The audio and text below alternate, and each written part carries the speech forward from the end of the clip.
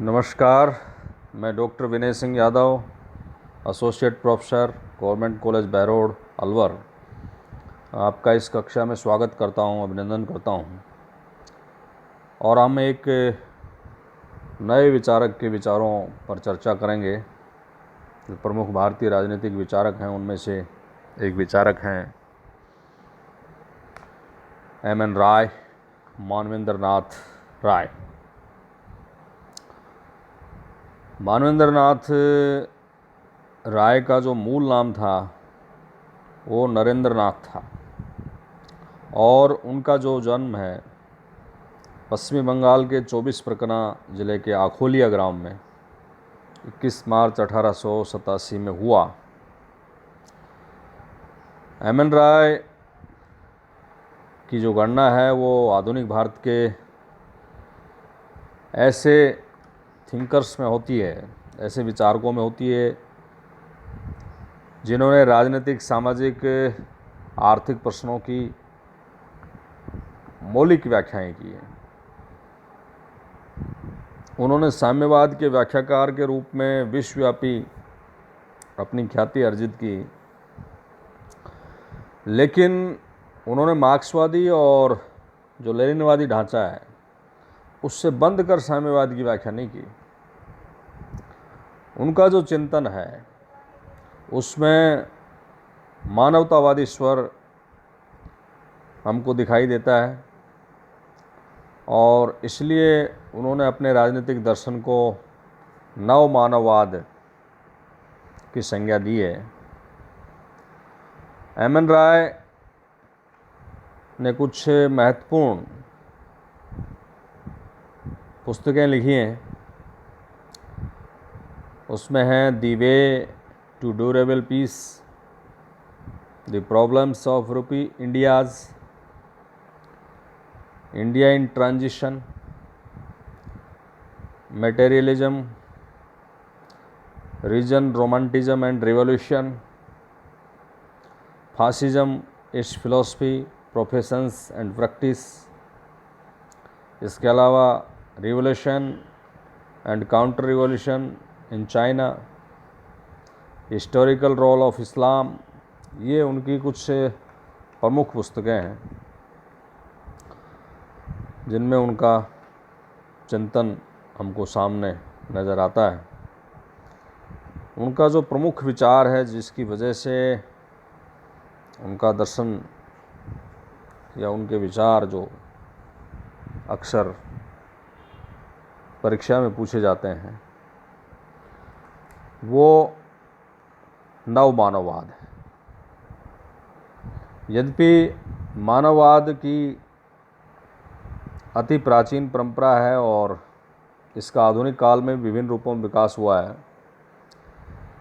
किंतु राय ने अपने से पहले मानववाद से अपनी धारणा को अलग बताया है। उन्होंने अपने मानववाद की अवधारणा को विशिष्ट लक्षणों के आधार पर नाम दिए हैं, जिसको मौलिक या प्रबुद्ध मानववाद, रेडिकल ह्यूमनिज्म कहा जाता है, नव मानववाद, वैज्ञानिक मानववाद। तो ये उनके नाम हैं भिन्न। अब एक विचारधारा के तौर पर यदि देखें तो नव मानववाद मानव को व्यवस्था का केंद्रीय तत्व और अंतिम साध्य मानता है।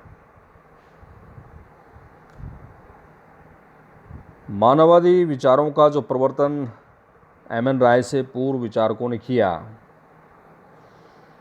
राय का ये मानना है कि उनसे पूर्व प्रवर्तित जो मानववादी विचार हैं वो मानव को न्यायसम्मत और सर्वोच्च स्थान नहीं देते हैं।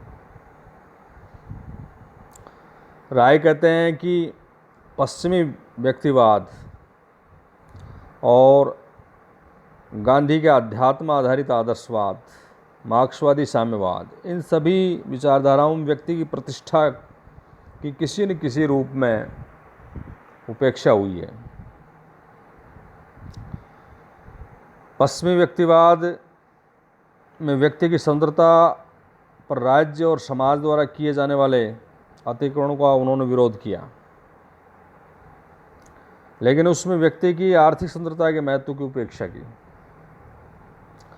इसी प्रकार मार्क्सवाद पर राय का आक्षेप है कि इसमें मानव के भौतिक कल्याण को तो सुनिश्चित किया है, किंतु आर्थिक कारकों से भिन्न जीवन के जो नैतिक प्रयोजन है उनकी ये उपेक्षा करता है। अरविंद, रविंद्रनाथ टैगोर, गांधी जैसे विचारकों के चिंतन को भी राय पूर्ण अर्थ में मानवतावादी नहीं मानते हैं। उनका ये कहना है कि व्यक्ति के व्यक्तित्व को स्वतंत्र मानने की अपेक्षा वे उस पर, ये जो आध्यात्मवादी मानवतावादी हैं, ये उसके ऊपर आध्यात्मिकता का भार लाद देते हैं।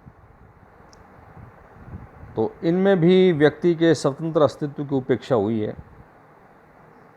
राय का नव मानववाद व्यक्ति की स्वतंत्रता, स्वायत्तता में विश्वास रखता है और उसे ही व्यवस्था का केंद्र बिंदु बनाना चाहता है। राय के जो मानवतावादी विचार हैं उनको निम्न बिंदुओं में हम बात कर सकते हैं। पहली खास बात है कि वो मानव की सत्ता का केंद्रीय महत्व मानते हैं। राय के अनुसार व्यक्ति सभी सामाजिक राजनीतिक संस्थाओं का मूल आधार है और राय का ये मानना है कि सभी संस्थाएं साधन है, व्यक्ति साध्य है।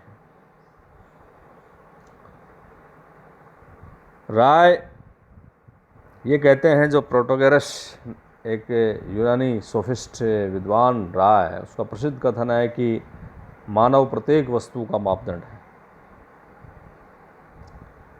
तो राय भी व्यक्ति की स्वतंत्र बुद्धि पर समाज और राज्य के द्वारा जो आरोपित मापदंड हैं उनको नकारते हुए ये मानते हैं कि मनुष्य ही प्रत्येक बात का मापदंड है। राय ने कहा कि वर्तमान विश्व की जो समस्याएं हैं व्यवस्था में व्यक्ति के निर्णायक महत्व की उपेक्षा के कारण पैदा हुई हैं। इसलिए राय मनुष्य की क्षमता और आत्मनिर्णय के अधिकार, उसके ऊपर समाज राज्य द्वारा जो आरोपित प्रतिबंध हैं उसका वो विरोध करते हैं। मनुष्य के विवेक में विश्वास और अपनी नियति को स्वयं निर्धारित करके ही मनुष्य की क्षमता के प्रति आस्था उनके मानवतावादी दर्शन की आधारशिला है। दूसरा, मानव स्वभाव की सकारात्मक व्याख्या। राय इस बात का खंडन करते हैं कि मनुष्य स्वभावतः स्वार्थी है अथवा आध्यात्मिक और सामाजिक बाध्यताओं के अधीन ही नैतिक आचरण वो करता है। राय ने मानव स्वभाव की जो व्याख्या की है वो जीवशास्त्रीय आधार पर की है और राय का मानना है कि मानव निरंतर विकासमान है, उसमें निम्न से उच्च स्तर पर प्रगति करने की, पूर्ण मानवीय स्तर तक विकास की प्रवृत्ति सदैव विद्यमान रहती है, वो निरंतर प्रोग्रेसिव है। राय कहते हैं कि विवेक, नैतिकता, स्वतंत्रता मानव स्वभाव के तीन ये शाश्वत तत्व हैं। तो राय मानव स्वभाव की सकारात्मक व्याख्या को लेकर चलते हैं इसमें। तीसरी महत्वपूर्ण बात उनके इस नवमानववादी दर्शन की जो है वो है मानव विवेक में आस्था। जब वो मानव की सत्ता को केंद्रीय महत्व देते हैं और मानव स्वभाव की सकारात्मक व्याख्या करते हैं तो उसी के सीक्वेंस में ये चीज़ भी सहज ही है। राय के अनुसार विवेकशीलता मानव स्वभाव का सहज लक्षण है। मानव स्वभाव की विकासमान प्रवृत्ति की ओर वो संकेत करते हैं और कहते हैं कि अंधविश्वास, जादू टोना और प्राकृतिक धर्म के प्रति झुकाव मनुष्य के स्वभाव की अविकसित अवस्था की ओर संकेत करते हैं। राय का मानना है कि जैसे जैसे मनुष्य ने प्राकृतिक तत्वों और विश्व के प्रति अपना ज्ञान बढ़ाया है और नवीनतम वैज्ञानिक अनुसंधान होते गए, अंधविश्वास और जो लौकिक क्रियाकलाप हैं उनके पारलौकिक और दिव्य कारण खोजने की जो प्रवृत्ति है वो कम होती जा रही है और मनुष्य में आस्था की उपेक्षा विवेकशीलता प्रबल होती जाती है। जैसे जैसे साइंटिफिक टेम्परामेंट बढ़ता है वैसे वैसे विवेकशीलता प्रबल होती जाती है। एक और है मनुष्य के नैतिक व्यक्तित्व में विश्वास है उनका। राय के अनुसार नैतिकता मनुष्य पर कोई बाहर से ऊपर से आरोपित तत्व नहीं है, ऊपर से थोपी जाने वाली चीज़ नहीं है, बल्कि ये तो मानव स्वभाव का एक सहज लक्षण है। राय का यह भी मत है कि मनुष्य का आध्यात्मिक और सामाजिक मापदंडों के आरोपण से उसके आचरण में नैतिकता को सुनिश्चित नहीं किया जा सकता। ऊपर से आप कोई चीज़ थोप नहीं सकते। उनका मत है कि नैतिकता मनुष्य के स्वभाव में अंतर्निहित विवेकवाद का ही परिणाम है, बाहर से थोपी हुई चीज़ नहीं है। उन्होंने स्पष्ट किया कि सामाजिक नैतिकता सुसंस्कृत मनुष्य का निर्माण नहीं करती, बल्कि एक विवेकशील नैतिक मनुष्य की सुदृढ़ सामाजिक व्यवस्था का आधार बन सकता है। और राय का ये मानना है कि नैतिकता जब तक मनुष्य के आचरण और चिंतन पर बाहर से थोपी जाएगी मापदंड के रूप में, तब तक सहज, विश्वसनीय और शाश्वत नहीं बन पाएगी।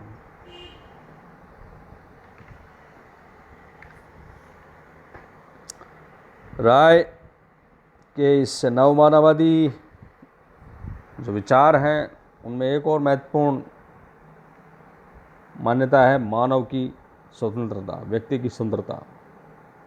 राय के अनुसार स्वतंत्रता मानव स्वभाव का स्वाभाविक लक्षण है और उसके अनुसार समस्त सामाजिक राजनीतिक संस्थाएं मनुष्य की स्वतंत्रता को सुनिश्चित करने के लिए बनी हैं, वो एक साधन के रूप में है। इसलिए उन्हें पूर्ण स्वतंत्रता की प्राप्ति के प्रयत्नों में मनुष्य की सहायता करनी चाहिए। राय के अनुसार स्वतंत्रता मानव जीवन का सर्वोच्च सद्गुण है, हाईएस्ट वर्च्यू, क्योंकि स्वतंत्रता की आकांक्षा ही मनुष्य के अस्तित्व का सार है। और स्वतंत्रता की राय की जो परिभाषा है उसकी परिधि व्यापक है। राय स्वतंत्रता को व्यक्तित्व को पूर्णता प्रदान करने की मानव की क्षमता के रूप में वो परिभाषित करते हैं इसको। और इस अर्थ में स्वतंत्रता उन प्रतिबंधों के क्रम से विलोप के रूप में परिभाषित की जा सकती है जो मनुष्य के व्यक्तित्व को कुंठित या प्रतिबंधित करते हैं। राय का ये भी मत है कि मनुष्य को केवल समाज या राज्य द्वारा आरोपित प्रतिबंधों से ही मुक्त किया जाना पर्याप्त नहीं है, ये सफिशिएंट नहीं है, अपितु उसे आर्थिक अभावों से उत्पन्न जो बाध्यताएं हैं उनसे भी मुक्त किया जाना चाहिए। स्वतंत्रता के सोपान में राय आर्थिक स्वतंत्रता को नहीं बल्कि बौद्धिक स्वतंत्रता को सर्वोपरि मानते हैं। स्वतंत्रता के एक पक्ष के रूप में वो आर्थिक स्वतंत्रता को महत्व देते हैं, लेकिन मार्क्स की भांति वो स्वतंत्रता का सार नहीं मानते हैं। बौद्धिक स्वतंत्रता को ही वो सर्वोपरि मानते हैं। उन्होंने घोषित किया कि स्वतंत्रता से अधिक दिव्य और कुछ भी नहीं है।